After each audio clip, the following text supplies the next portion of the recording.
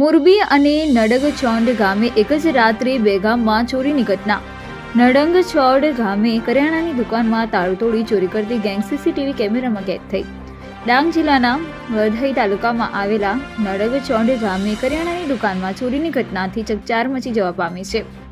પ્રાપ્ત વિગતો અનુસાર નડગચોંડ ગામે સુનિલભાઈ વિશ્વનાથભાઈ સોનવણીની કરિયાણાની દુકાનમાં 2 વાગ્યાના અરસામાં ચોરટાઓની ગેંગ હથિયારા સાથે દુકાનનો તાળો તોડી નાખીને ગલ્લામાંથી 2500 રૂપિયા અને સામાનની ચોરી કરી ગયા હતા. તેમજ મોરબી ગામના યુવરાજભાઈ શિવરામભાઈ બિરારીના ઘરમાંથી રોકડા 45,000 તેમજ મંગળસૂત્ર ચાંદીના ઘરેણાની ચોરી કરી ગયા હતા.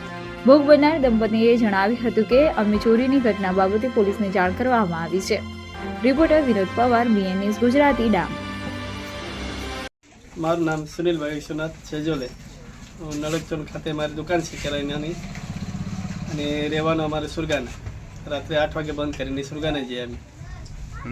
અને રાતના 1:30 થી 2 વાગ્યાના ગાળામાં અમને ફોન આવ્યો ગામમાંથી કે ભાઈ તમારે તાળું તોડીને ચોર ભરાઈ ગયેલા છે. એટલે અમે 2 વાગે આવ્યા અને વિગતમાં તો કંઈ મળ્યું નહીં. એ લોકોને ખાલી પરચુરણ થોડુંક લઈ ગયા.